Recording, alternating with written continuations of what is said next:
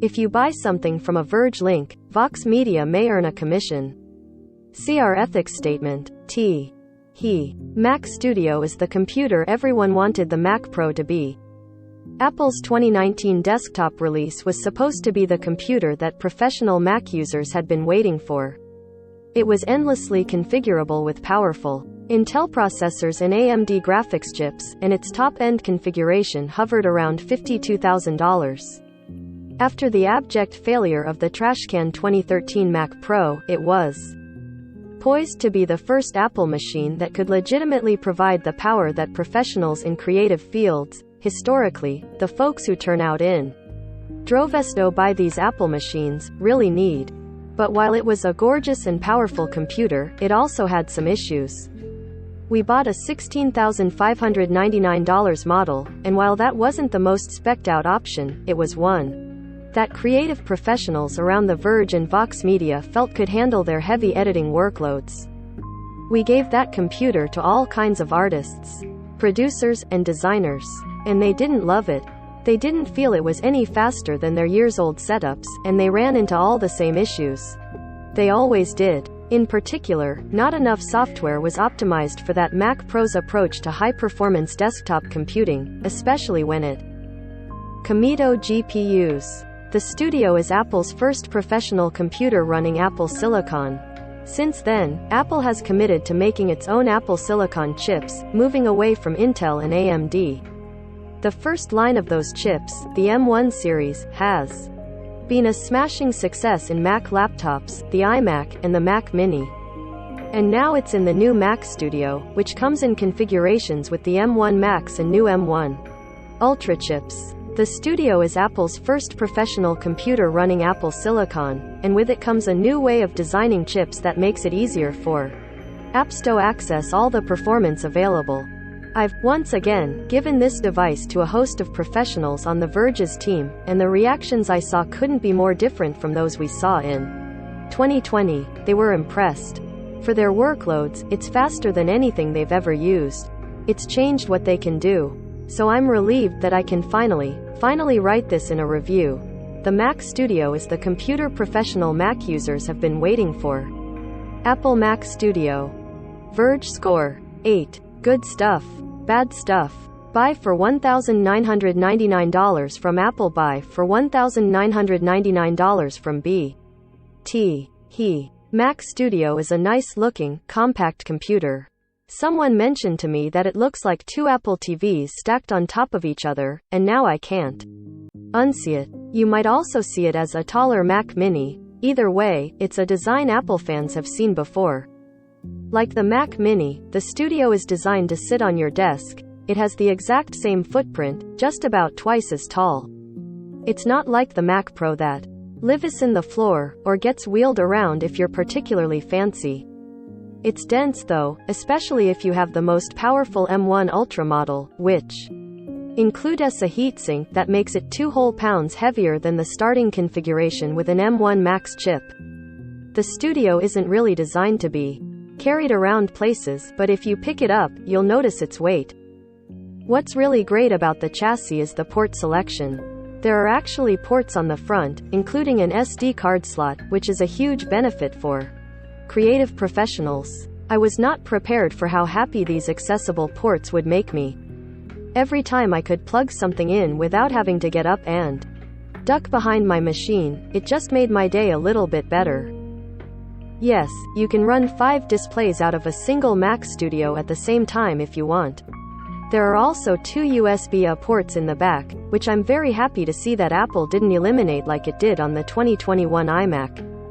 These, in addition to being convenient for people like me who refuse to give up their USB-A mice and such, are another big bonus for professionals who use flash drives to transfer software and assets between clients. There are also 4 Thunderbolt 4 ports and an HDMI port on the back, and yes, you can run 5 displays out of a single Mac Studio at the same time if you want. This is all well and good, but the big news about the Mac Studio is what's on the inside. While the Mac Studio is configurable, there are 2 general models you can buy. And it's not modular or user upgradable at all, so what you buy is what you're stuck with. The base model starts at $1,999 and includes the M1 Max, a super powerful chip with 10 CPU cores and up to 32 GPU cores. That's exciting in itself because for the past year, the only place you've been able to get that chip is in the MacBook Pro. But there's an even more expensive Mac Studio that starts at nearly $4,000. This one includes the M1 Ultra, which is Apple's brand new chip debuting in this device. This chip is a monstrosity. Apple has essentially taken two M1 Maxes and stapled them together, creating one big processor with double the CPU cores, 20, double the GPU cores, up to 64, and double the memory bandwidth, at 800 GBps. Apple isn't the first to try to smush two GPUs into one chip. Other companies have tried similar things in the past. And, of course, you can always stick two graphics cards into one computer if your software supports it. The idea seems like a bit of a no-brainer. If you're running a compute workload that's very graphics heavy, you can essentially split that workload between the two GPUs. But that's actually no easy task. Historically, it's been up to individual programs to figure out how to make those GPUs work together, and divvying up an intensive task between two separate cards is actually very difficult to automate. It takes a lot of work to make sure that the chips are keeping pace with each other. If one is slightly out of sync with the other at any point, it can throw off an entire operation. So instead, software generally just puts the two GPUs to work doing separate things. With the M1 Ultra, Apple is trying something a bit different. Instead of just throwing two M1 Maxes into one computer, it's using a technique it calls Ultra Fusion to connect two chips in a way that makes it appear to the system as one chip. There's a built-in connection for this technique on the chip die itself that allows for a whopping 2.5 terabytes per second of bandwidth between the M1 Maxes. Apple's claim is that this gargantuan data stream will allow these two chips in macOS to talk to each other well enough that they can divvy any given task correctly between themselves. In other words, an application like Premiere won't need to be modified to support a dual GPU setup. It will see the M1 Ultra as one GPU, it will give it tasks, and the Ultra will just get them done. Here's the thing. It works. Apple sent us basically the most powerful Mac Studio money can buy, with the 20-core M1 Ultra, a 64-core GPU, and 128 GB of unified memory. If you want to buy this, it'll cost $6,199. You can push that price up to $7,999 by adding up to 8 terabytes of internal storage, but it doesn't get any more powerful than this. We also received an M1 Max review unit with its 10-core CPU, a 32-core GPU, 64 GB of unified memory, and 2 terabytes of storage, which costs $3,199. This article is going to be a departure from my normal reviews because many of my impressions are coming from observation. I could have used Google Docs all day on the Mac Studio and had a grand old time. But I'm nowhere near the target audience for this machine, and we have plenty of professionals on the Verge team who do work on video, audio, and graphics all day long. So I carried the 8-pound M1 Ultra-equipped Mac Studio around the Verge office, I plonked it onto various people's desks, and I watched them work. The first thing I noticed was that every professional I gave this machine to was able to sit down and get cooking on this device basically immediately, without any major problems. That was not at all the case with the Mac Pro, where people were constantly having to fix various software hiccups before they could really do their job.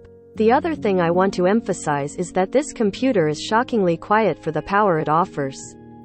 Even when we were doing elaborate things in Adobe, After Effects and Blender, stuff that would have had the fans on any Intel desktop I've ever used absolutely roaring, the studio was inaudible.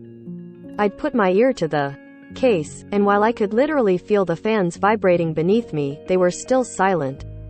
And the only time we ever felt it blowing hot air was during gaming, which we'll get to later.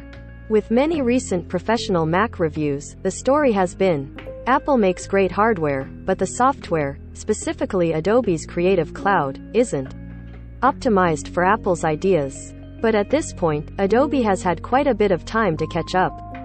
Apple has sold a whole bunch of M1 devices. The demand is here, and Adobe has responded. Premiere, Photoshop, Lightroom, Audition, Media Encoder, and more are running natively on Apple Silicon, and After Effects is available in beta. And the story is basically flipped. The Mac Studio now appears to be one of the few computers that can unlock the full power of Adobe's software. The Mac Studio now appears to be one of the few computers that can unlock the full power of Adobe's software. Now, before I get into all this, a quick disclaimer. I know that creative professionals are not the only pros out there. The programs we were able to testery may well not be the programs you, yourself, use. The perspectives we're able to get for a review like this are limited to the people we have on our team for NDA reasons, and I'll always prefer a review featuring a small group of people who really know what they're talking about over one that tries to speak to thousands of use cases I don't have expertise in. With that said, you should never use a single review as your only data point, and I encourage you to seek out people from a wide variety of industries who have taken this thing for a spin. All that said, the professionals I work with love the Mac Studio. And throughout our entire review process, I did not see a single spinning wheel.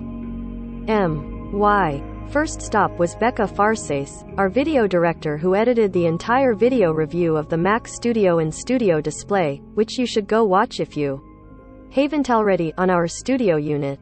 I watched her work in Premiere and Media Encoder for hours, and even to my amateur eyes, it was clear that the studio was flying. It was miles better than our 2-year-old Mac Pro, which Becca uses for most of her work, at basically everything. Becca was able to play 4K, 10-bit 4:2:2 footage from a Sony FX3 at full resolution in Adobe Premiere Pro at 4x speed with no proxies. It was lightning fast. On any other machine, she'd have had to be in half resolution at most. There was also no lag between hitting the spacebar and stopping playback when playing footage at 2x or 4x speed, something she finds to be a big annoyance on the Mac Pro. I asked our video team if they'd be willing to test Apple's Final Cut Pro, but they didn't want to because none of them use it. The reality is that Premiere is the standard in their field, and a computer marketed to video professionals needs to be good at running it. I'm sure Final Cut works great on the Studio, and more power to you if it's your software of choice, but there's basically nothing Apple could do that would make our team switch to it. I next talked to Andrew Marino, our senior audio director who makes the Verge cast and mixes the audio for our videos. He blazed through workloads in Avid's Pro Tools and Adobe Audition, no slowdown, no spinning wheels. I watched him hop through a project with 36 tracks, and things that take a couple seconds on the 2019 MacBook Pro he uses for work were instantaneous here. Andrew felt that the studio would be overkill for his podcasting workload, which is generally light enough for Intel MacBooks to handle, especially since, in his experience, podcasters sometimes need to edit on the go. But for music production in a studio setting, he thought it could make a huge difference. Namely, the Mac Studio can actually be used for professional music work, which his MacBook basically can't do. I watched him mix a music project with 7 tracks and a whole bunch of plugins on both machines. The studio cruised through it. The MacBook played it back for literally 1 second before the CPU got overloaded and the program crashed. Related. Apple iMac M1 review. The all-in-one for almost everyone. The person whose workload gave the studio the most trouble was Alex Parkin, our video art director, who took Adobe After Effects for a spin using colors, glows, gradients, motion blur, and all kinds of effects at full resolution. Alex did see a slight lag between when he'd press the spacebar and when playback would start or stop, and he wasn't blown away by the playback speed. But he was still able to get his work done much more quickly than he can on the various Intelli Macs we have in our office. He said it felt about twice as fast as the 2015 iMac with a Core i7 and Radeon R9 M395X that he usually uses. The Studio was actually more than twice as fast as a 2019 Core i9 iMac at rendering one of his graphics. Honestly, the most telling thing is that an hour or so After he finished testing the studio for me, Alex came back and asked to borrow it for an export. The creator who saw the most in-your-face improvement, though, was our illustrator Alex Castro. I watched this Alex use the studio to composite an image in Photoshop. He took renders from Blender, brought in high-resolution photos from Unsplash, color-corrected, and added details. He said that processes like denoising took about 10% of the time that they do on the PC he usually uses, which has a Core i7, a GTX 1080, and a GTX 1070. Material previewing was much faster as well. He said he'd be able to do more with hair and cloth if he had a studio. But the Ultra also enabled Alex to use features of Photoshop that he's never been able to use before. The process that blew all of our professionals' minds was the brushes. Alex was able to paint a white layer with a media brush, and it was instant. It really looked like he was painting with a physical brush. That tool requires so much computing power that many current machines can't handle it. It was a breeze for the studio. Having a machine like this in my daily process would change everything, Alex told me after his testing period. And that's ultimately my biggest takeaway from this testing process. I've reviewed a whole bunch of computers in my career that are aimed at this exact market. I often get a workstation that seems like it can keep up with various creative workflows. I've never reviewed one that seemed like it could change the sorts of things creators can make. And that's what I heard across the board. Not only did this device allow them to try more powerful, more advanced tools, but the speed it delivered also freed up huge chunks of their time to focus on other projects. Suite of benchmarks we ran largely backed up our team's findings.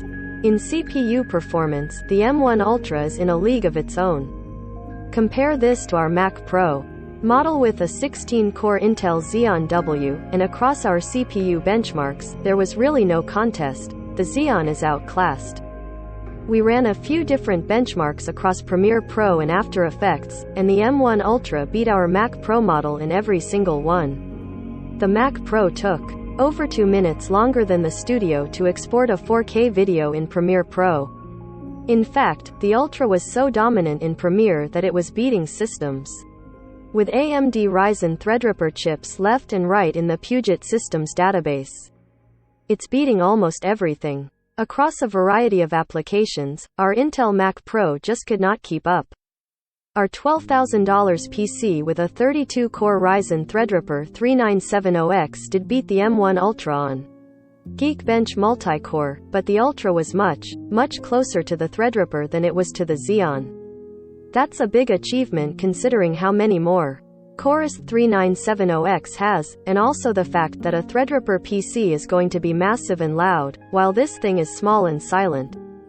Oh, and yes, the M1 Ultra really is about twice as powerful in some benchmarks as an M1 Max. On the multi-core benchmarks in Cinebench and Geekbench, the M1 Ultra was consistently getting double the scores of the M1 Max. This did not translate to doubled scores in the real-world tasks, such as the Puget benchmarks, gaming, and the NP-Bench Python benchmarks that we ran to simulate scientific workloads. There are clearly bottlenecks here that aren't just based on throughput, and performance will always reflect how well the program you're in can use all these extra cores and threads. Still, it's seriously impressive that Apple pulled Ultra Fusion off like this. It was a different story with graphics performance, however. Apple, in its keynote, claimed that the M1 Ultra would outperform NVIDIA's RTX 3090. I have no idea where Apple's getting that from. We ran Geekbench Compute, which tests the power of a system's GPU, on both the Mac Studio and a gaming PC with an RTX 3090, a Core i9-10900, and 64 GB of RAM. And the Mac Studio got destroyed. It got less than half the score that the RTX 3090 did on that test. Not only is it not beating NVIDIA's chip, but it's not even coming close. On the Shadow of the Tomb Raider benchmark, the RTX was also a solid 30 frames per second faster. Now, this is Apple gaming, of course, so Tomb Raider was not a perfect or even particularly good experience. There was substantial, noticeable microstutter at every resolution we tried. This is not at all a computer that anyone would buy for gaming. But it does emphasize that if you're running a computing load that relies primarily on a heavy-duty GPU, the Mac Studio is probably not the best choice. If you are considering buying the Mac Studio, you have a big decision to make: the Ultra or the Max. Our team used them both. In general, the consensus was that Ultra is a bit faster, like maybe a millisecond or two. But that was pretty consistent across rendering, scrubbing, and everything else they did. And those tiny improvements did add up to a slight but noticeable difference. On the other hand, everyone emphasized, the Max is still very fast and also faster than any of the devices they commonly use. My sense is that the Ultra, for the C sorts of workloads, is not twice as fast as the Max, or if it is, the Max is already so fast that a half-wise decrease is somewhat negligible. It does not, to me, seem $2,000 faster. But you know your workload best, and you'll need to consider how much a small increase in things like render time and scrubbing speed is worth it for you and how much the extra performance headroom of the Ultra might be worth over the lifespan of the machine. If you're someone who needs every ounce of speed they can get and can pay for it, the Ultra is your choice. But while the folks I talked to here all said they'd use the Ultra if they had the choice, nobody felt that the Max was inadequate for their current workload. That's about how our benchmarks bore out as well. At the end of the day, I can talk your ear off about benchmarks and export times. But to me, personally, the best thing about this computer is that it works. I did not see anything crash or not work the way it was supposed to. What I did see was a host of professionals being shocked by how much they could get done on this machine. They were using the same software they use every day, but they were doing things with it they've never been able to do before. The best thing about this computer is that it works. This is why companies like Apple put out slightly more powerful versions of the same computers every year, and this is why people keep buying them every year, despite the fact that reviewers often find such upgrades boring. It's so people can do more and do it better. There are very legitimate reasons that the Mac Studio is the wrong computer for all kinds of people. And as a reviewer scoring this product, I care so much less about those than I do about the sheer reliability of this device. The smoothness as you scrub the timeline, the snap of windows opening and closing, the wonder in people's voices as they say, "Wow, this is fast." Ultra Fusion is not a kooky new idea that Apple is wasting our time with. It's real. Companies have been trying to mush two GPUs into one for over a decade, and Apple finally did it. This computer is a historic achievement, and using it feels like a privilege.